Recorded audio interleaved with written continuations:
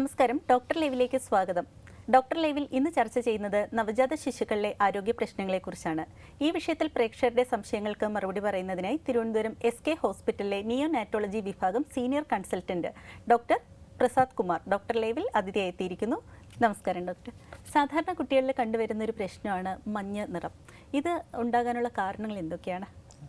മഞ്ഞ നിറം നവജാത ശിശുക്കളിൽ വളരെ കൂടുതലാണ്. അതിനുള്ള ഒരു കാരണം എന്ന് പറഞ്ഞാൽ അവരുടെ ബ്ലഡ് RBC രക്താണുക്കളുടെ അളവ് വളരെ കൂടുതലായിരിക്കും. പിന്നെ ഈ രക്താണുക്കളുടെ ആയുസ്സും വളരെ കുറവാണ്. സാധാരണ വലിയ ആൾക്കാരുടെ RBCക്ക് 120 ദിവസം ആയുസ്സുണ്ടെങ്കിൽ കുട്ടികളുടെ RBC അതായത് രക്താണുവിന് 60 ദിവസം മാത്രമേ ആയുസ്സുണ്ടാവുള്ളൂ. അതുകൊണ്ട് അവരുടെ ഈ RBC നശിച്ചു പോകുന്ന സമയത്ത് കൂടുതലായി ബിലിറൂബിൻ അതാണ് മഞ്ഞയായിട്ട് കാണപ്പെടുന്നത്. അത് രണ്ട് തരത്തിൽ കാണാം. ഒന്ന് ഫിസിയോളജിക്കൽ എന്ന് പറയും, നോർമലായിട്ടുള്ള ഒരു പ്രോസസ്സ്. പിന്നെ ഒന്നുള്ളത് പാത്തോളജിക്കൽ, എന്തെങ്കിലും അസുഖം കൊണ്ട്. യൂഷ്വലായിട്ട് ആദ്യത്തെ 24 മണിക്കൂറിനുള്ളിൽ മഞ്ഞ ഉണ്ടാവില്ല. ഉണ്ടെങ്കിൽ എന്തെങ്കിലും സീരിയസ് ആയിട്ടുള്ള അസുഖം, ലൈക്ക് അമ്മയുടെയും കുഞ്ഞിൻ്റെയും രക്തത്തിൽ എന്തെങ്കിലും ബ്ലഡ് ഗ്രൂപ്പിനുള്ള പ്രശ്നങ്ങൾ, ഇൻഫെക്ഷൻസ്, എവിടെയെങ്കിലും രക്തം കെട്ടിക്കിടക്കുന്നു, അങ്ങനെയുള്ള പ്രശ്നങ്ങൾ ഉണ്ടെങ്കിൽ മാത്രമേ ആദ്യത്തെ 24 മണിക്കൂറിനുള്ളിൽ മഞ്ഞ ഉണ്ടാവൂ. 24 മണിക്കൂറിന് ശേഷം യൂഷ്വലായിട്ട് വരുന്നത് ഫിസിയോളജിക്കൽ ജോണ്ടിസ് എന്ന് പറയും. കുഴപ്പങ്ങളൊന്നും ഇല്ലാത്ത തരത്തിലുള്ള ജോണ്ടിസാണ്. അത് 4 ദിവസം വരെ മാക്സിമം വരും. അതിനുശേഷം ഒരാഴ്ചക്കുള്ളിൽ അപ്രത്യക്ഷമാവും. സാധാരണ ഒരു ആരോഗ്യമുള്ള കുട്ടി, ടേം ബേബി, മാസം തികഞ്ഞു കിടക്കുന്ന കുട്ടിക്ക് 10 ദിവസം വരെ ഈ ജോണ്ടിസ് നിൽക്കാം. പ്രീ ടേം മാസം കുറവുള്ള കുട്ടികൾക്ക് 14 ദിവസം വരെ ഈ ജോണ്ടിസ് വരെ നിൽക്കാം. അത് കൂടുതലായിട്ടുണ്ടെങ്കിൽ ശ്രദ്ധിക്കേണ്ടതാണ്. പിന്നെ ഉള്ളത് കുട്ടിയുടെ മഞ്ഞയുടെ അളവ് സാധാരണ കൂടുതലായിട്ട്, ലൈക്ക് കൈയുടെ വെള്ളയും കാലിൻ്റെ വെള്ളയും ധരിക്കുന്നു, കുട്ടി പാൽ കുടിക്കുന്നില്ല, മറ്റെന്തെങ്കിലും അസുഖങ്ങൾ ഉണ്ട്, അസ്വസ്ഥത കാണിക്കുന്നു, അങ്ങനെ ഉണ്ടെങ്കിൽ ഇത് തീർച്ചയായും ഡോക്ടറെ ശ്രദ്ധയിൽപ്പെടുത്തേണ്ടതാണ്. ഡോക്ടർ, നമുക്കൊരു കോളർ ഉണ്ട്. ഹലോ, ഡോക്ടർ ലൈവ് ആണ്. ആരാണ് വിളിക്കുന്നത്? ഹലോ, എന്റെ കസിന് വേണ്ടിയിട്ടാണ് ഞാൻ വിളിക്കുന്നത്. പുള്ളിക്കാരിയുടെ മോള് പ്രീടേം ബേബിയാണ്. ഡോക്ടറിനോട് ചോദിച്ചോളൂ. ഹലോ, പറഞ്ഞോളൂ. കുഞ്ഞ് പ്രീടേം ബേബിയാണ്. So we need to know, like ഹോസ്പിറ്റലിൽ ഷിഫ്റ്റിംഗ് ചെയ്യുകയാണെങ്കിൽ ഞങ്ങൾ എന്തൊക്കെ പ്രിക്കോഷൻസ് എടുക്കണം എന്നറിയാൻ വേണ്ടിയിട്ടാണ്. ഓക്കെ, ഇത് വളരെ ഇമ്പോർട്ടൻ്റ് ആയിട്ടുള്ള കാര്യമാണ്. യൂഷ്വലായിട്ട് ഇങ്ങനെയുള്ള ഹൈ റിസ്ക് പ്രഗ്നൻസീസ് ഒക്കെ മാസം തികയാതെയുള്ള കുട്ടികൾ, അല്ലെങ്കിൽ അമ്മയ്ക്ക് എന്തെങ്കിലും ഡയബറ്റീസ്, പ്രഷർ കൂടുതൽ, എന്തെങ്കിലും അസുഖങ്ങളുള്ള അങ്ങനെയുള്ള സമയങ്ങളിൽ നമ്മൾ ഒരു NICU സെറ്റപ്പ്, അറ്റ്ലീസ്റ്റ് ഒരു ലെവൽ 3 NICU സെറ്റപ്പ് ഉള്ള ഹോസ്പിറ്റൽ ഡെലിവറി ആകുന്നതാണ് ഏറ്റവും നല്ലത്. അതായത് അമ്മയുടെ ഗർഭപാത്രത്തിൽ നിന്ന് കുഞ്ഞിനെ ഷിഫ്റ്റ് ചെയ്യാനുള്ള ഒരു സംവിധാനം ഉണ്ടായിരിക്കണം. അതാണ് കുട്ടിയുടെ ആരോഗ്യത്തിന് ഏറ്റവും നല്ലത്. ഈ കുട്ടി ജനിച്ചു കഴിഞ്ഞ സ്ഥിതിട്ടാണെങ്കിൽ ഏറ്റവും നല്ലതെന്ന് പറഞ്ഞു കഴിഞ്ഞാൽ ഒരു transport facility, like transport ventilator, transport incubator, oxygen, blood sugar monitoring, glucose infusion, ഇങ്ങനെയൊക്കെയുള്ള ഒരു ഫെസിലിറ്റി കൂടെ മാത്രം കുട്ടിയെ ട്രാൻസ്പോർട്ട് ചെയ്യാൻ പറ്റുള്ളൂ. അതിന് നമ്മുടെ സെറ്റപ്പിൽ നമ്മുടെ റോഡ് സംവിധാനങ്ങൾ, ആംബുലൻസ് സംവിധാനങ്ങൾ വെച്ചിട്ട് ഇത് കുറച്ച് ഹൈ റിസ്ക് ആയിട്ടുള്ള ഒരു കേസാണ്. അപ്പോൾ കുട്ടി ജനിച്ചിട്ടില്ലെങ്കിൽ അമ്മയുടെ ഗർഭപാത്രത്തിൽ, അതായത് അമ്മയുടെ കൂടെ തന്നെ ഏറ്റവും അടുത്തുള്ള ലെവൽ 3 NICU ഉള്ള ഒരു ഹോസ്പിറ്റലിലേക്ക് ഷിഫ്റ്റ് ചെയ്യുന്നതാണ് നല്ലത്. കുട്ടി ജനിച്ചിട്ടുണ്ടെങ്കിൽ ഒരു ട്രാൻസ്പോർട്ട് ഇൻക്യുബേറ്റർ, ട്രാൻസ്പോർട്ട് വെന്റിലേറ്റർ കൂടെയുള്ള ആംബുലൻസ് സംവിധാനം ഉപയോഗപ്പെടുത്താൻ ശ്രദ്ധിക്കണം. ഡോക്ടർ ലൈവിലേക്ക് വിളിച്ചതിന് നന്ദി. ഡോക്ടർ, നമുക്ക് ഒരു കോളർ കൂടെ ഉണ്ട്. ഹലോ, ഡോക്ടർ ലൈവ് ആണ്. ആരാണ് വിളിക്കുന്നത്? ഹലോ, ഞാൻ കൃപ. പറഞ്ഞോളൂ കൃപ. തൃശ്ശൂരിൽ നിന്നാണ് വിളിക്കുന്നത്. ഡോക്ടറിന്റെ ചോദിച്ചോളൂ. എന്റെ മോൾക്ക് ഡോക്ടർ 4 മാസമായി. ഓക്കെ. മോഷൻ പോകാൻ 5-6 ദിവസം എടുക്കണ്ട്. ഓക്കെ. ഭയങ്കര കരച്ചിലാണ് പോണ സമയത്ത്. ഓക്കെ. മുലപ്പാലം മാത്രമേ കൊടുക്കുന്നുള്ളൂ കുട്ടിക്ക്? അത് വേറെ എന്തെങ്കിലും? ഇല്ല, ഇപ്പൊ ഒരു നേരം വൈകുന്നേരം മാത്രം കായ കൊടുക്കുന്നുണ്ട് ഡോക്ടർ. ഓക്കെ. അതായത് സാധാരണഗതിയിൽ സംഭവിക്കുന്ന ആദ്യത്തെ 6 മാസത്തെ കുട്ടിക്ക് പാല് മാത്രമാണ് ആവശ്യമായിട്ടുള്ളത്. ഈ സമയത്ത് കൂടുതലായിട്ട് ബ്രസ്റ്റ് ഫീഡിങ് മാത്രം കൊടുക്കുകയാണെങ്കിൽ ഈ പ്രോബ്ലം സോൾവ് ചെയ്യാൻ പറ്റും. ആ സമയത്ത് അമ്മയും നന്നായിട്ട് വെള്ളം കുടിക്കുക. ദിവസം ഒരു 2 ലിറ്റർ 3 ലിറ്റർ വെള്ളം കുടിക്കുകയാണെങ്കിൽ കുട്ടിക്ക് ഡീഹൈഡ്രേഷൻ വരത്തില്ല. പിന്നെ ഈ കായ്, റാഗി അങ്ങനെയുള്ള സാധനങ്ങൾ 4 മാസം സ്റ്റാർട്ട് ചെയ്യുമ്പോൾ ഇതേപോലെയുള്ള കോൺസ്റ്റിപ്പേഷൻ പ്രശ്നങ്ങൾ വരാം. അപ്പോൾ പോസിബിൾ ആണ്, ജോലിക്കൊന്നും പോകുന്നില്ല, 6 മാസം വരെ ഫീഡ് ചെയ്യാൻ പറ്റും എന്നുണ്ടെങ്കിൽ ബ്രസ്റ്റ് ഫീഡ് മാത്രം കൊടുക്കുക.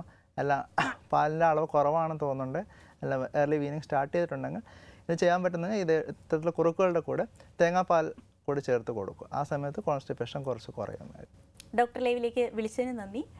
ഡോക്ടർ, സാധാരണയായിട്ട് കുട്ടികളിൽ കണ്ടുവരുന്ന ഒരു പ്രശ്നമാണല്ലോ മഞ്ഞ നിറം. ഇതുകൊണ്ടുണ്ടാകുന്ന ആരോഗ്യ പ്രശ്നങ്ങൾ എന്തൊക്കെയാണ്? മഞ്ഞ നിറം കൊണ്ട് സാധാരണഗതിയിൽ ഉണ്ടാകുന്ന ആരോഗ്യ പ്രശ്നങ്ങൾ എന്ന് പറഞ്ഞു കഴിഞ്ഞാൽ കുട്ടിയുടെ വെയിറ്റിനനുസരിച്ചിരിക്കും. പിന്നെ കുട്ടിയുടെ ജനറൽ കണ്ടീഷൻസ്, എന്തുകൊണ്ടാണ് ഈ മഞ്ഞ നിറം ഉണ്ടായത്, അതിൻ്റെ ട്രീറ്റ്മെൻറ്റ്. സാധാരണ ഇപ്പോഴത്തെ ഇതിലെന്ന് പറഞ്ഞാൽ കുട്ടിയുടെ ജനിച്ചപ്പോഴുള്ള സമയം, എത്ര സമയം വെച്ചിട്ടാണ്, എത്ര ലെവൽ ഈ ബിലിറൂബിൻ ലെവൽ മഞ്ഞയുടെ അളവ് എത്രത്തോളം ഉണ്ടെന്നുള്ള അനുസരിച്ചിട്ടാണ് ട്രീറ്റ്മെൻറ്റ് വേണോ വേണ്ടയോ എന്ന് തീരുമാനിക്കുന്നത്. ട്രീറ്റ്മെൻറ്റ് വേണ്ടതാണെങ്കിൽ സാധാരണഗതിയിൽ ആദ്യം ചെയ്യുന്ന ഫോട്ടോതെറാപ്പി എന്ന് പറയും. ഫോട്ടോതെറാപ്പിയിൽ ലൈറ്റിൽ വെച്ച് കഴിഞ്ഞിട്ട് ഒരു ഫിക്സഡ് സമയം വെച്ച് അതിനുശേഷം ഈ ബിലിറൂബിൻ പിന്നെയും ചെക്ക് ചെയ്ത് നോക്കും. കുറവാണെങ്കിൽ കുട്ടിയെ അമ്മയുടെ സമയത്തേക്ക് മാറ്റുന്നു. ചുരുക്കം ചില കുട്ടികൾക്ക് ബ്ലഡ് മൊത്തമായിട്ട് നമ്മുടെ കുട്ടിയുടെ രക്തം മൊത്തത്തിൽ മാറ്റി വെക്കേണ്ട ആവശ്യം വരാറുണ്ട്. അപ്പോൾ ഉണ്ടാകുന്ന കോംപ്ലിക്കേഷൻസ് എന്ന് പറഞ്ഞു കഴിഞ്ഞാൽ ഇത് ബിലിറൂബിൻ ആവശ്യത്തിൽ കൂടുതൽ വന്നു കഴിഞ്ഞ് ബ്ലഡ് ബ്രെയിൻ ബാരിയർ എന്ന് നമ്മുടെ ബ്രെയിനിലേക്ക് ബാധിക്കാം. അങ്ങനെയുള്ള കുട്ടികൾക്ക് ചുരുക്കമായ സെറിബ്രൽ പാലസി ബുദ്ധിമാന്ദ്യം വരാം. പിന്നെ അവർക്ക് ഹിയറിങ്ങിന് പ്രശ്നങ്ങൾ വരാം, ഐസിന് പ്രശ്നങ്ങൾ വരാം, പിന്നെ ഡെൻ്റൽ ഇനാമൽ പ്രശ്നങ്ങൾ വരാം. അങ്ങനെയുള്ള കുറേ ഡെവലപ്മെൻറ്റൽ പ്രോബ്ലംസ് വരാം. പിന്നെ അക്യൂട്ടായിട്ട് ചിലപ്പോൾ അവർക്ക് ഫിറ്റ്സ് പോലെ വരാം, ചിലപ്പോൾ ആപ്നിയ വരാം, ശ്വാസം പെട്ടെന്ന് നിന്ന് പോകും. അങ്ങനെയുള്ള പല പ്രശ്നങ്ങളുണ്ട്. മെയിനായിട്ട് ഇതിന് ലോങ് ടേം കോംപ്ലിക്കേഷൻസ് ആണ് കൂടുതൽ. ഡോക്ടർ, നമുക്കൊരു കോളർ കൂടെ ഉണ്ട്. ഹലോ, ഡോക്ടർ ലൈവ് ആണ്. ആരാണ് വിളിക്കുന്നത്? 1 വയസ്സുള്ള കുട്ടിക്ക് ഓക്കെ, ഭക്ഷണം എന്തൊക്കെ ഭക്ഷണങ്ങൾ കൊടുക്കാമെന്ന് ചോദിക്കാനാണ്. സാധാരണ നോർമൽ ബേബി ആയിരുന്നു അല്ല പ്രീ ടൈം അങ്ങനെ എന്തെങ്കിലും? നോർമൽ ബേബി ആണ്. അപ്പോൾ 1 വയസ്സുള്ള ബേബിക്ക് എല്ലാ ഭക്ഷണവും കൊടുക്കാവുന്ന, നമ്മൾ സാധാരണഗതിയിൽ നമ്മൾ കഴിക്കുന്ന എല്ലാ ഭക്ഷണവും, വീട്ടിലുണ്ടാക്കുന്ന എല്ലാ ഭക്ഷണങ്ങളും ഈ ബേബിക്കും കൊടുക്കാം. ചോറൊക്കെ മിക്സിയിൽ ചെറുതായിട്ട് അടിച്ചാണ് കൊടുക്കുന്നത്. അങ്ങനെ ചോറ് മിക്സിയിൽ അടിക്കരുത്. നമുക്ക് ചോറ് വേവിച്ചിട്ട് ഉടച്ചിട്ട് വേണം കൊടുക്കാം. മിക്സിയിൽ കൊടുക്കുമ്പോൾ പല വൈറ്റമിൻസും നഷ്ടപ്പെട്ടു പോകും. ചോറ് നന്നായി വേവിച്ച് ഉടച്ചിട്ട് പരിപ്പ് നെയ്യൊക്കെ ചേർത്തിട്ട് കൊടുക്കാം. മിക്സിയിൽ അടിക്കേണ്ട കാര്യം എല്ലാ ഭക്ഷണവും സ്റ്റാർട്ട് ചെയ്ത് കൊടുക്കാവുന്നതാണ്.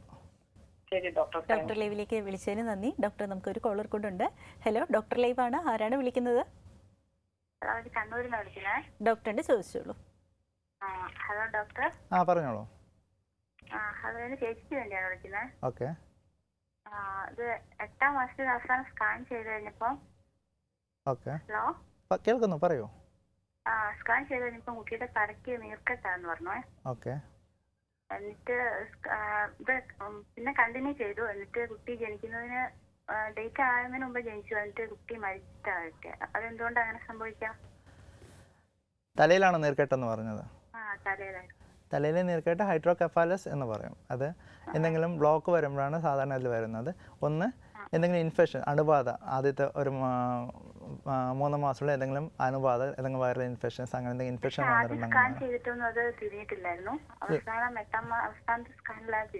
ഇല്ല. നമ്മൾ സ്കാനിങ് എന്ന് പറഞ്ഞാൽ എല്ലാ അനോമാലിറ്റീസും അതിനകത്ത് ഡിറ്റക്ട് ചെയ്യണമെന്നില്ല. 30% അനോമാലിറ്റീസ് വരെ അതിനകത്ത് മിസ്സാകാം. അപ്പോൾ സീരിയസ് ആയിട്ടുള്ള സ്കാനിങ് കൂടി അത് കണ്ടുപിടിക്കാൻ പറ്റുള്ളൂ. അങ്ങനെയുള്ള ബേബീസിന് ചിലപ്പോൾ വയറ്റിനകത്തിരിക്കുമ്പോൾ തന്നെ ചില ട്രീറ്റ്മെൻറ്റുകൾ ആവശ്യം വരാറുണ്ട്. എല്ലാം ജനിച്ചു കഴിഞ്ഞാലും ഈ കുട്ടികൾക്ക് വെൻട്രിക്കുലർ പെരിറ്റോണിയൽ ഷണ്ട് എന്നുള്ള ട്രീറ്റ്മെൻറ്റ് ആവശ്യമായി വരും. അപ്പോൾ അടുത്ത ഇപ്പോൾ കുട്ടി മരിച്ചു കഴിഞ്ഞ സ്ഥിതിക്ക് അടുത്ത പ്രഗ്നൻസി ചെയ്യേണ്ടതെന്ന് കുറച്ചുകൂടി പ്ലാൻ ചെയ്യുക. അറ്റ്ലീസ്റ്റ് ഒരു വർഷങ്ങളും ഗ്യാപ്പിന് ശേഷം മാത്രം അടുത്ത കൺസീവ് ചെയ്യുക. പിന്നെ ഫോളിക് ആസിഡ് എന്നുള്ള ഫോളിക് ആസിഡ് ടാബ്ലറ്റ് ഈ സ്ഥിരമായിട്ട് കഴിക്കുക. പ്രഗ്നൻ്റ് ആകുന്നതിന് 3 മാസം മുമ്പ് തൊട്ട് ഈ ഫോളിക് ആസിഡ് ടാബ്ലറ്റ് കഴിക്കുക. പിന്നെ ഉള്ളത് പ്രഗ്നൻ്റ് ആകുന്നതിന് മുമ്പ്, അതായത് ഇപ്പോൾ തൊട്ട് കഴിച്ചു തുടങ്ങാം. പക്ഷേ 1 ഇയർ വരെ കഴിച്ചതിന് ശേഷം മാത്രം അടുത്ത പ്രഗ്നൻസി പ്ലാൻ ചെയ്യുക. പിന്നെ ഉള്ളത് ഏർലി സ്കാൻ, അനോമാലിറ്റി സ്കാൻ. കുറച്ചുകൂടി സ്പെഷ്യലൈസ്ഡ് ആയിട്ടുള്ള സെൻറ്ററിൽ പോയി അനോമാലിറ്റി സ്കാൻ ആദ്യത്തെ 10 തൊട്ട് 12 ആഴ്ച വരെ നമുക്ക് ചെയ്യാൻ പറ്റും. പിന്നെ കാർഡിയാക് സ്കാൻസ്, ഹാർട്ടിന് എന്തെങ്കിലും അസുഖം ഉണ്ടെന്നുള്ള അതും കുറച്ചുകൂടി സ്പെസിഫിക് ആയിട്ടുള്ള സെൻറ്റേഴ്സിൽ 18 വീക്സിൽ 18 ആഴ്ച ആകുമ്പോൾ ഈ സ്കാനിങ് ചെയ്യുക. പിന്നെ ഫ്രീക്വൻ്റ് ആയിട്ട് ഫോളോ അപ്പ് ചെയ്യുക. ഡോക്ടർ ലൈവിലേക്ക് വിളിച്ചതിന് നന്ദി. ഡോക്ടർ ലൈവിൽ ഇനിയൊരു ഇടവേളയ്ക്കുള്ള സമയമാണ്. ഒരു ചെറിയ ഇടവേള.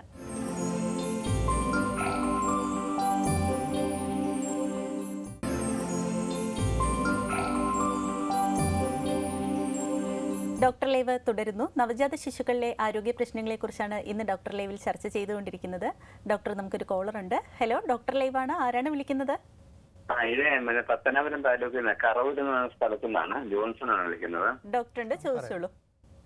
ഡോക്ടറെ, ഇപ്പൊ 3 മാസം കഴിഞ്ഞു. 3 മാസം 14 ദിവസമായി. ഓക്കെ. കുഞ്ഞിനെ എപ്പോഴും മുഖത്ത് കൈയിട്ട് തിരുമുകയും മൂക്കിന്റെ ആ ഭാഗം മുഴുവൻ ശരിക്കും അമർത്തി തൂക്കുകയും ചെയ്യുന്നു. അതുപോലെ മൂക്കിന്റെ പാത്തി താഴെ 2 ശിശുരമുള്ളതിന്റെ ആ നടുക്കത്തെ ആ പാത്തിക്ക് ഭയങ്കര ഈ തടിപ്പുണ്ട്. ഓക്കെ. എപ്പോഴും കൈയിട്ട് മൂക്കിന്റെ അവിടെ ഇങ്ങനെ വെച്ചിട്ട് തിരുമും. ഓക്കെ. ഉറക്കത്തിലുണ്ട് പകലുമുണ്ട്. അത് മാറുന്നില്ല. എന്താ മറ്റേ മൂക്കിന് എന്തെങ്കിലും അസ്വസ്ഥത ഉണ്ടായിട്ടാണോ? സാധാരണഗതിയിൽ ചെറിയ നാസൽ ബ്ലോക്ക്, മൂക്കടപ്പ് വരുമ്പോഴാണ് ഇങ്ങനെയുള്ള പ്രശ്നങ്ങൾ വരുന്നത്. കുട്ടികൾ ആദ്യത്തെ 4 മാസം മൂക്കിൽ കൂടി മാത്രമേ അവർക്ക് ശ്വസിക്കാൻ പറ്റുള്ളൂ. അപ്പോൾ ചെറിയ നാസൽ ബ്ലോക്കൊക്കെ വരുന്ന സമയത്ത് ഇതേപോലെ വരാം.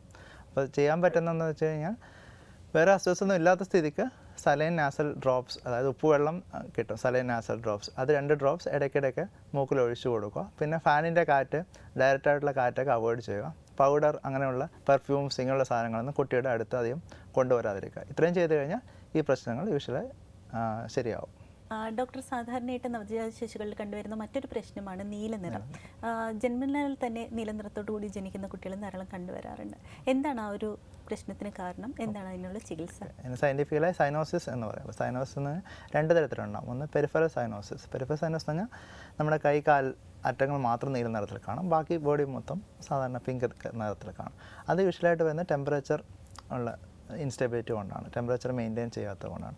അപ്പോൾ ഉള്ള കുട്ടിയെ നന്നായിട്ട് കവർ ചെയ്ത് സൂക്ഷിക്കുകയാണെങ്കിൽ ആ പ്രശ്നം സോൾവ് ആവും. അത് കുട്ടിക്ക് യാതൊരു വിധത്തിലുള്ള പ്രശ്നങ്ങൾ ഉണ്ടാക്കാൻ സാധ്യതയില്ല. പിന്നെ ഉള്ളതെന്ന് പറഞ്ഞാൽ സെൻട്രൽ സൈനോസിസ്, അതായത് ബോഡി മൊത്തം നീല നിറമാണ്. യൂഷ്വലി കാണാൻ പറ്റുന്ന ലിപ്സിന് ചുറ്റും, വായിലകത്ത് മ്യൂക്കോസ, ടങ്, നാക്ക്, അതൊക്കെ നീല നിറത്തിൽ വരുന്നു. അതിൻ്റെ കൂടെ കൈയും കാലും നീല നിറത്തിൽ വരുന്നു. അങ്ങനെയുള്ള കുട്ടികൾക്ക് യൂഷ്വലായിട്ട് സൈനോട്ടിക് ഹാർട്ട് ഡിസീസ് എന്നുള്ള സീരിയസ് ആയിട്ടുള്ള അസുഖങ്ങൾ ഉണ്ടാകാനുള്ള സാധ്യത ഉണ്ട്.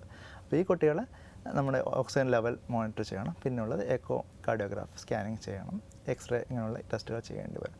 യൂഷ്വലായി ഈ കുട്ടികൾ സീരിയസ് ആയിട്ടുള്ള അസുഖങ്ങളുള്ള ആൾക്കാരാണ്. അപ്പോൾ ഏത് തരത്തിലുള്ള സൈനോട്ടിക് ഹാർട്ട് ഡിസീസ് ആണെന്നുള്ളതനുസരിച്ചിട്ട് ട്രീറ്റ്മെൻറ്റ് ആവശ്യം വരും. ഡോക്ടർ, നീലനിറം മൂലം ജനിക്കുന്ന കുട്ടികൾ, അത്തരം കുട്ടികൾക്കുണ്ടാകുന്ന ആരോഗ്യ പ്രശ്നങ്ങൾ എന്തൊക്കെയാണ്?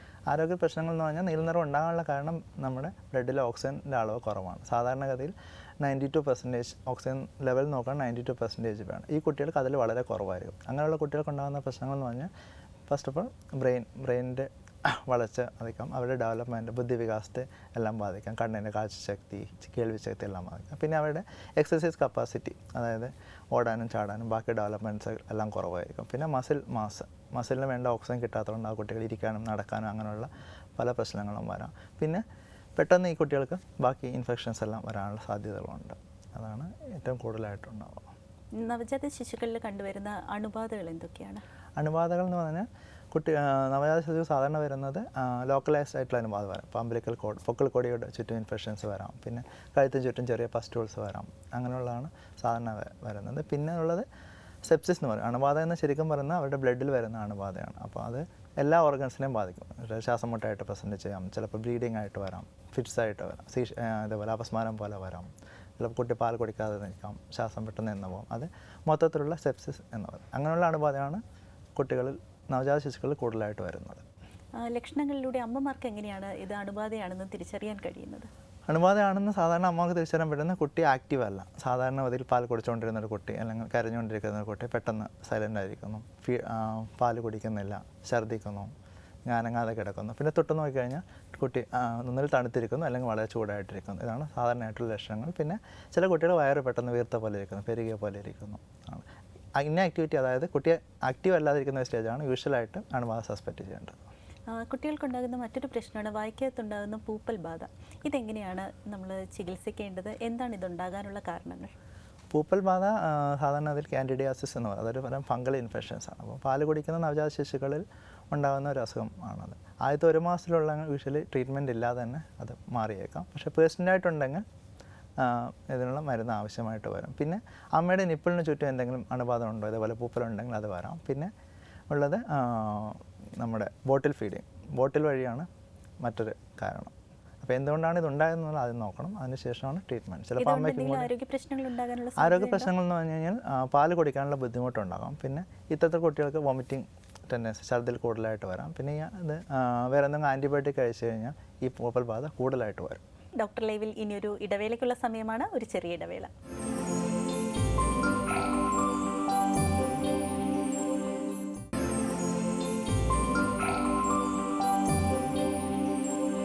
ഡോക്ടർ ലൈവ് തുടരുന്നു. നവജാത ശിശുക്കളിലെ ആരോഗ്യ പ്രശ്നങ്ങളെക്കുറിച്ചാണ് ഇന്ന് ഡോക്ടർ ലൈവിൽ ചർച്ച ചെയ്തുകൊണ്ടിരിക്കുന്നത്. കുട്ടികളിലുണ്ടാകുന്ന ന്യൂമോണിയയാണ് മറ്റൊരു പ്രശ്നം. ഇതെങ്ങനെ ലക്ഷണങ്ങളിലൂടെ തിരിച്ചറിയാൻ സാധിക്കും? നവജാത ശിശുക്കളിൽ ന്യൂമോണിയ വരാനുള്ള ഒരു കാരണം എന്ന് പറഞ്ഞു കഴിഞ്ഞാൽ PRO എന്ന് പറയും. അതായത് പ്രസവം ആകുന്നതിന് മുമ്പ് തന്നെ ഫ്ലൂയിഡ് ലീക്ക് ഔട്ട് ആകുന്നത് കൊണ്ടാണ്. അപ്പോൾ എത്ര നേരം ഈ ഫ്ലൂയിഡ് ലീക്ക് ഔട്ട് ആയിട്ടുണ്ടോ അത്ര നേരം ബേബിക്ക് ഇൻഫെക്ഷൻ ഉണ്ടാകാനുള്ള സാധ്യത കൂടുതലാണ്. അത്തരം ബേബികൾ ശ്വാസം മുട്ടലായിട്ടാണ് പ്രസൻറ്റ് ചെയ്യുന്ന ഇത്തരം ബേബികൾക്ക് എക്സ്റേ എടുത്തു കഴിഞ്ഞാൽ ന്യൂമോണിക് ഫീച്ചേഴ്സ് ഉണ്ടാകും. അല്ലെങ്കിലും രോഗലക്ഷണങ്ങൾ വെച്ചുകൂടി ഈ ബേബിയെ ട്രീറ്റ് ചെയ്യാം. പിന്നെ ന്യൂമോണിയ ഉണ്ടാകാനുള്ള ഒരു സാധ്യത ചെറിയ കുട്ടികളൊന്നും, പിന്നെ വീട്ടിൽ ആരെങ്കിലും വരുന്നവർ അവർക്ക് എന്തെങ്കിലും വൈറൽ ഇൻഫെക്ഷൻസ് ഉണ്ട്, കഫക്കെട്ടുള്ളവർ കുട്ടിയെടുക്കുന്നു, അങ്ങനെയുള്ളവർക്ക് അണുബാധ പകർന്നത് കൊണ്ടും കഫക്കെട്ട് വരാം. പിന്നെ ബോട്ടിൽ ഫീഡ് അങ്ങനെയൊക്കെ ചെയ്യുന്ന കുട്ടികൾക്ക് ആസ്പിറേഷൻ വന്ന് പാല് ശ്വാസകോശത്തിലേക്ക് കയറി അങ്ങനെ ന്യൂമോണിയ വരാം. ന്യൂമോണിയ ഉള്ള കുട്ടികളെ എങ്ങനെയാണ് പരിചരിക്കേണ്ടത്? ന്യൂമോണിയ നവജാത ശിശുക്കൾ, അതായത് 1 മാസത്തിൽ താഴെയുള്ള കുട്ടികൾക്ക് ന്യൂമോണിയ വന്നു കഴിഞ്ഞാൽ എന്തായാലും ഹോസ്പിറ്റലിൽ അഡ്മിഷൻ മസ്റ്റാണ്. ഇങ്ങനെയുള്ള ബേബികൾ ഹോസ്പിറ്റലിൽ അഡ്മിറ്റ് ചെയ്ത് ഓക്സിജൻ ലെവൽ വെച്ച് ഓക്സിജൻ ആവശ്യമാണ് ഓക്സിജൻ കൊടുക്കും. അതിലും കുറച്ചുകൂടി സീരിയസ് ആയിട്ടുള്ള ബേബികൾക്ക് CPAP എന്നുള്ള ഒരു ടെക്നിക്കുണ്ട്. പിന്നെ അത്രയും സീരിയസ് ആയിട്ടുള്ള ബേബികൾക്ക് നമ്മൾ വെന്റിലേറ്റർ തന്നെ ആവശ്യമായിട്ട് വരും. പിന്നെ IV ആൻറ്റിബയോട്ടിക്സ് ഇഞ്ചക്ഷനാണ് 1 മാസം താഴെയുള്ള കുട്ടികൾക്ക് കൊടുക്കേണ്ടത്. 1 മാസത്തിന് ശേഷമുള്ള കുട്ടികൾക്ക് അവരുടെ കണ്ടീഷൻ അനുസരിച്ച് ഓറൽ വായ വഴിയുള്ള മരുന്നുകൾ കൊടുക്കാം, അല്ലെങ്കിൽ അഡ്മിഷൻ ആവശ്യമായി വരും. പക്ഷേ 1 മാസം താഴെയുള്ള എല്ലാ കുട്ടികൾക്കും ന്യൂമോണിയ ഉണ്ടെങ്കിൽ അത് വളരെ സീരിയസ് ആയിട്ടുള്ള അസുഖമാണ്, അവരെ ഹോസ്പിറ്റലൈസ് തന്നെ ചെയ്യേണ്ടി വരും. ഡോക്ടർ, നമുക്കൊരു കോളർ കൂടെ ഉണ്ട്. ഹലോ, ഡോക്ടർ ലൈവ് ആണ്. ആരാണ് വിളിക്കുന്നത്? ഞാൻ പാലക്കാട് നിന്നാണ് വിളിക്കുന്നത്. ഡോക്ടറിന്റെ ചോദിച്ചോളൂ. ഡോക്ടർ, എന്റെ മോന് 2.5 വയസ്സായി. ഓക്കെ. അവൻ ഇപ്പോഴും സംസാരിക്കുന്നില്ല. ഓക്കെ. എന്തെങ്കിലുമൊക്കെ പറയാൻ വരുന്നുണ്ട്, എന്തൊക്കെ പറയുന്നുണ്ട്, പക്ഷെ ഒന്നും ക്ലിയർ ആവണില്ല.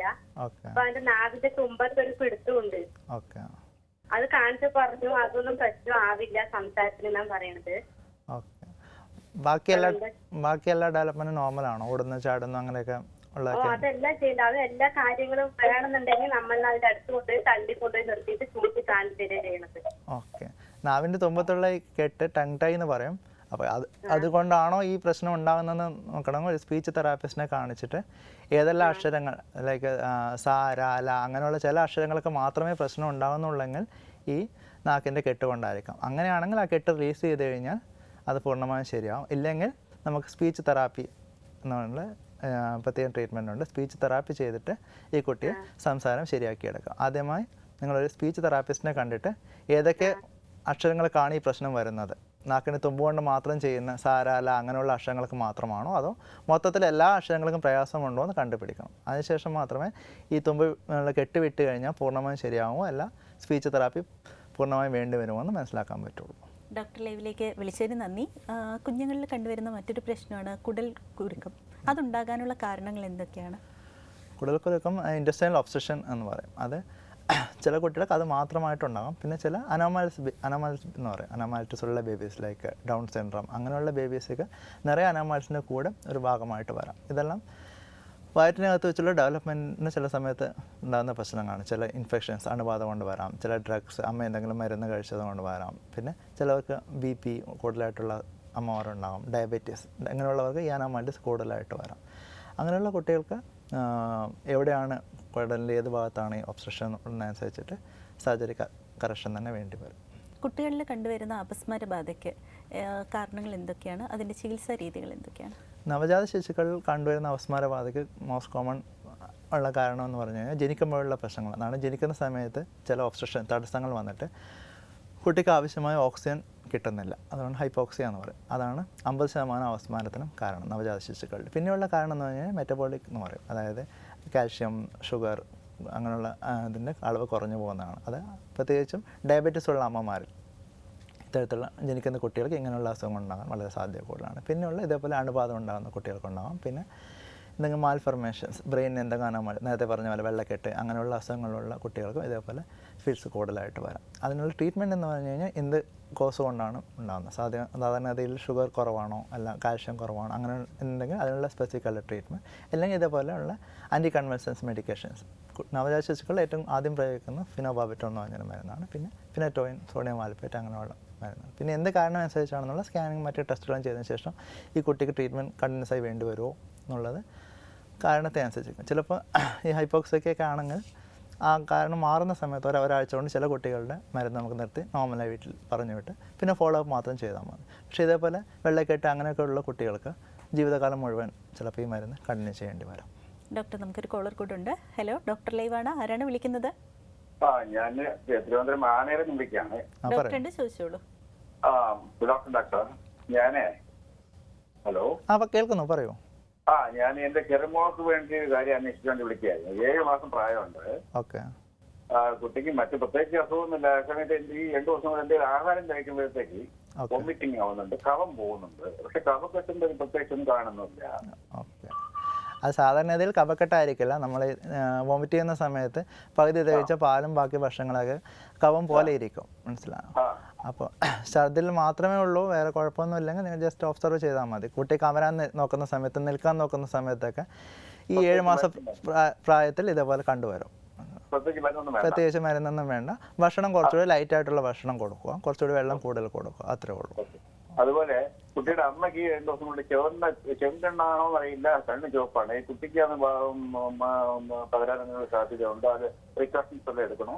പകരാൻ സാധ്യതയുണ്ട്. അമ്മയോട് നന്നായിട്ട് കൈ കഴുകാൻ പറയുമോ, അതാണ് ശ്രദ്ധിക്കണം. പിന്നെ അമ്മ എന്തെങ്കിലും ആന്റിബയോട്ടിക് ഡ്രോപ്സ് അമ്മ യൂസ് ചെയ്യുക.